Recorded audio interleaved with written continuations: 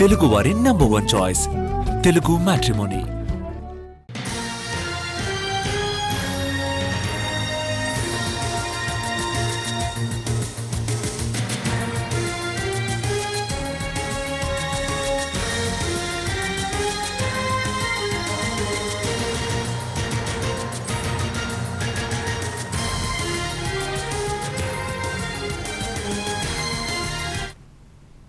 ఐబొమ్మ రవిని మూడో రోజు ప్రశ్నించనున్నారు సీసీఎస్ పోలీసులు. ఇప్పటికే 2 రోజుల పాటు విచారించిన పోలీసులకు నిందితుడు సహకరించలేదని తెలుస్తోంది. ఐబొమ్మ రవికి సంబంధించిన 6 ఏళ్ల బ్యాంక్ ఖాతాల వివరాలు ఇవ్వాలని బ్యాంక్ అధికారులకు సీసీఎస్ పోలీసులు లేఖ రాశారు. డబ్బుల కోసమే బెట్టింగ్ యాప్ ప్రమోషన్ చేసినట్లు రవి ఒప్పుకున్నట్లు తెలుస్తోంది. 1xBet యాప్ నిర్వాహకుల వివరాలు చెప్పేందుకు రవి నిరాకరించారు. 2 రోజుల పాటు కొద్దిపాటి సమాచారం మాత్రమే సేకరించారు పోలీసులు. ఐబొమ్మ రవి నెట్వర్క్ చాలా పెద్దది అని గుర్తించారు. దానిపై లోతుగా విచారణ చేస్తున్నారు సీసీఎస్ పోలీసులు. కస్టడీ విచారణను గోప్యంగా ఉంచుతున్నారు.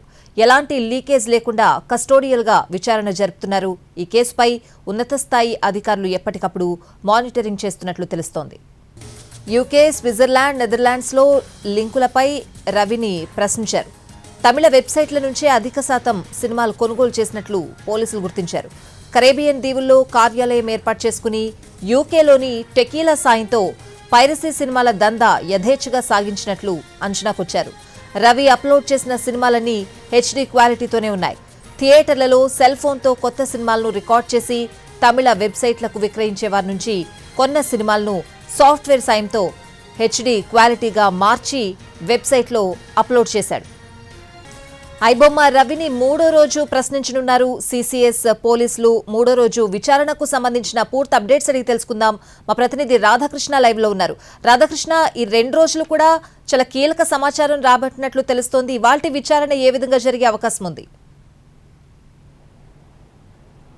స్వాతి, ప్రధానంగా రవికి సంబంధించిన దాంట్లో మొట్టమొదటిగా వీళ్ళు కరేబియన్ కంట్రీస్ నుంచి ఎందుకు సిటిజన్షిప్ తీసుకోవాల్సి వచ్చింది, ప్రధానంగా దానిపైనే అధికారులు ముందుగా అతని నుంచి వివరాలు సేకరిస్తున్నారు. ఎందుకంటే అసలు ఇక్కడ పుట్టి, ఇక్కడ పెరిగి, ఇక్కడ చదివి, ఇక్కడి పౌరసత్వం కాకుండా ఎందుకు కరేబియన్ కంట్రీకి సంబంధించిన పౌరసత్వాన్ని అసలు తీసుకోవాల్సి వచ్చింది అన్న దానికి సంబంధించిన వివరాలు తీసుకుంటూనే మరొక వైపు ఐబొమ్మ వెబ్సైట్ కి సంబంధించిన వివరాలు, అలాగే ఈ బెట్టింగ్ యాప్ ప్రమోట్ చేయడానికి గల కారణాలు, ఈ మూడిటి అంశాలపైనే ప్రధానంగా సీసీఎస్ కి సంబంధించిన సైబర్ క్రైమ్ అధికారులు ఇటు దృష్టి సారించారు. అతని నుంచి వివరాలు రాబట్టే ప్రయత్నం అయితే చేస్తున్నారు.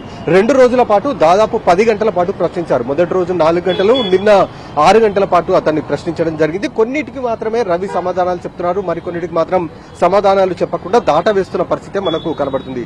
బెట్టింగ్ యాప్ కు సంబంధించిన దాంట్లో 2 బెట్టింగ్ యాప్లకు ఇతను ప్రమోట్ చేశాడు ఐబొమ్మ వెబ్సైట్ లో. ఇందులో 1xBet కు సంబంధించిన యాప్ లో ఆ యాప్ కు సంబంధించిన నిర్వాహకులు ఏ విధంగా తనని కాంటాక్ట్ కావాల్సి వచ్చింది, వాళ్ళు ఏ విధంగా యాప్ ప్రమోట్ చేసినప్పుడు ఆర్థిక లావాదేవీలు జరిపారు, దానికి సంబంధించిన వివరాలు రవి నుండి రాబట్టే ప్రయత్నం చేశారు. కానీ రవి మాత్రం వాటికి సంబంధించిన వివరాలు అయితే పూర్తి స్థాయిలో చెప్పలేదు.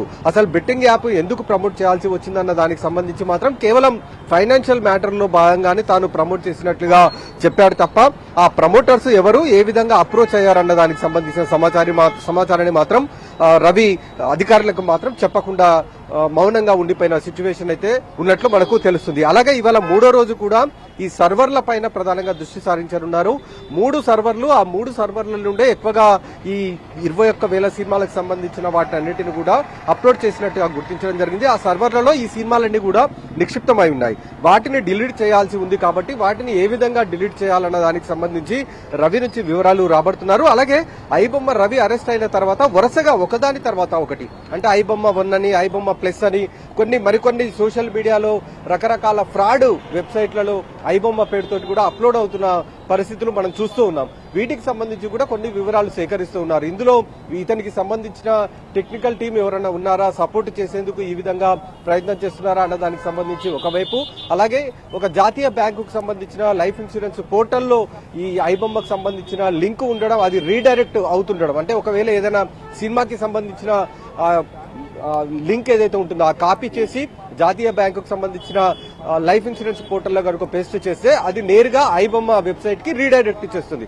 ఇది ఏ విధంగా సాధ్యమైంది, దీనికి ఎవరు సహకరించారు, ఏ విధంగా దీన్ని ఉంచారు అన్న దానికి సంబంధించి కూడా రవి నుండి వివరాలు సేకరిస్తున్నారు. ఒకవైపు అలాగే ఎస్బీఐ టెక్నికల్ టీం కూడా ఈ సమాచారాన్ని అందజేయడం జరిగింది. వాళ్ళు కూడా ఈ మొత్తం వీటిని ఈ లింక్ ఏ విధంగా రీడైరెక్ట్ అవుతుంది, దీన్ని డిలీట్ ఏ విధంగా చేయాలన్న దానికి సంబంధించి సైబర్ ఎక్స్పర్ట్స్ తోటి వాళ్ళు కూడా ఒకవైపు ప్రయత్నాలు అయితే చేస్తున్నారు. ఇవాళ 3వ రోజే చాలా కీలకంగా ఉండబోతుంది. ఎందుకంటే మరొక 2 రోజుల పాటు అతని కస్టడీ ఉంది కాబట్టి ఈ రోజు సాధ్యమైనంతగా రవి నుండి వివరాలు రాబట్టాలనేది అధికారులు ప్రయత్నం అయితే చేయబోతున్నారు.